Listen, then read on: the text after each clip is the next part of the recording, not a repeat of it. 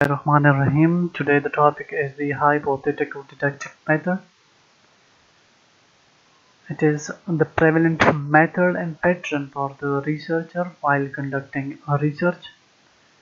This method is mostly applicable in the social science research.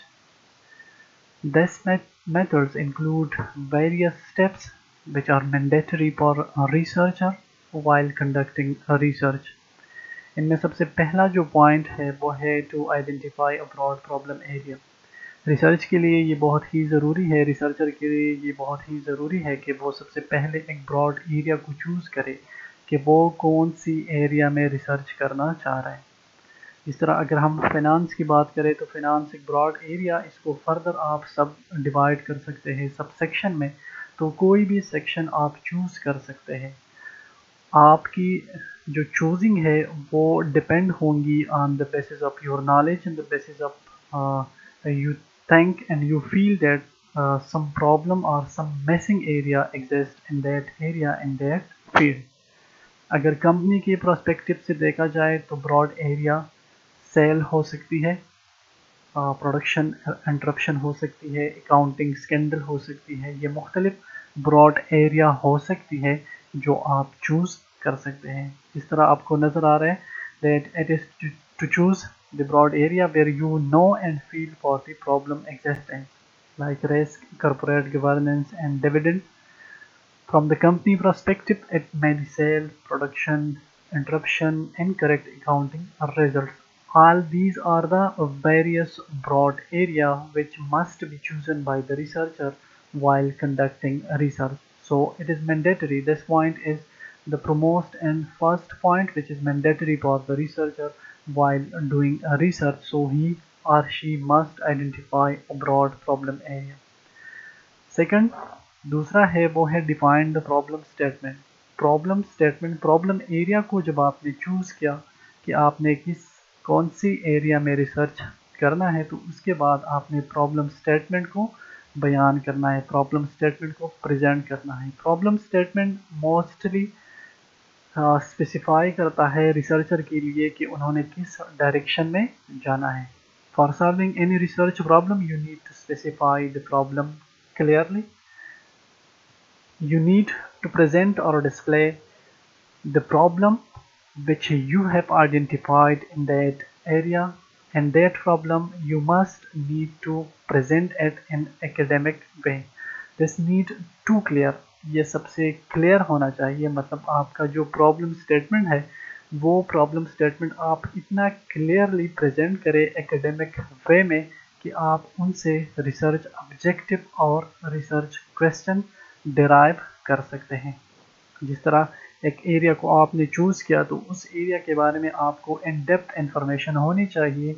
उसी in depth information के based पर आप clearly problem statement को present कर सकते हैं और फिर उससे आप रिसर्च ऑब्जेक्टिव और रिसर्च क्वेश्चन को इजीली डिराइव कर सकते हैं। Third important step is the hypothesis development. जब आपने प्रॉब्लम स्टेटमेंट को प्रेजेंट किया तो जाहिर बात है प्रॉब्लम स्टेटमेंट में आप मुख्तलिफ वेरिएबल का जिक्र करेंगे कि कौन से एरिया में कौन सा प्रॉब्लम एग्जिस्ट करता है और वो किस तरीके से आप रिजॉल्व कर सकते हैं। तो फिर उसी रिलेशनशिप के लिए आप अपना एक क्लेम डिज़ाइन करते हैं, अपना एक हाइपोथेसिस डिज़ाइन करते हैं। उन्हीं वेरिएबल के लिए आप रिलेशनशिप आइडेंटिफाई करते हैं। It is the network of association identified among the variable is then theoretically together with justification as to why and they might influence the problem। वही जो वेरिएबल आपने आइडेंटिफाई किए हैं प्रॉब्लम स्टेटमेंट में, जो issue या मिसिंग एरिया आपने identify किए हैं प्रॉब्लम स्टेटमेंट में, उन्हीं वेरिएबल का आपस में जो इंटरेक्शन है, जो नेक्सस है, रिलेशनशिप है, वो आप थ्योरेटिकली डिस्प्ले करते हैं with in the hypothesis development. Hypothesis development mostly हम कह सकते हैं कि ये आपके रिसर्च का क्लेम है within a single sentence। From a theorized network of association among the variables, certain hypotheses can be generated। A hypothesis must meet two requirements: The first is that the hypothesis must be testable as discussed. The testability of hypothesis, जो hypothesis आप develop कर रहे हैं वो hypothesis testable होना चाहिए, मतलब उनकी जो feasibility है वो होना चाहिए, रियल में होना चाहिए, उनसे रिलेटेड जो डेटा है वो डेटा होना चाहिए, डेटा को टेस्ट करना पॉसिबल हो, मतलब आप जो क्लेम डेवलप कर रहे हैं उस क्लेम को टेस्ट करने की, उसमें टेस्ट करने की सलाहियत मौजूद हो। The second is that hypothesis must also be falsifiable, that it must be possible to disprove the, ये नहीं होना चाहिए कि जो hypothesis आपने डेवलप की वो hypothesis हर हाल में एक्सेप्ट होगा, मतलब उसकी रिजेक्शन की पॉसिबिलिटी भी है, तो वो हाइपोथेसिस जो आप डेवलप कर रहे हैं वो रिजेक्शन की क्वालिटी भी उसमें होने चाहिए, अगर वो रिजेक्ट हो जाए तो वो भी with proper proof and support हो। The fourth important point in the hypothetical deductive method, variable आपने आइडेंटिफाई की within the problem statement, फिर आपने उनकी जो रिलेशनशिप है उनका एक क्लेम डेवलप किया आपने हाइपोथेसिस डेवलपमेंट में। अब नेक्स्ट जो है, जो वेरिएबल, जिन वेरिएबल के ऊपर आप काम कर रहे हैं, जो आपका फोकस्ड एरिया है, उनका प्रॉपर मेजरमेंट होना चाहिए। तो ये चौथा स्टेप है in the hypothetical deductive method, that you must measure, you must provide measure for the variable. Unless the variable in the theoretical framework are measured in some way, we will not be able to test our hypothesis. जो ही मतलब जब तक आप अपनी variable को measure नहीं कर पाएंगे, आप अपनी hypothesis को टेस्ट नहीं कर सकते। To test the hypothesis, we need to operationalize variable.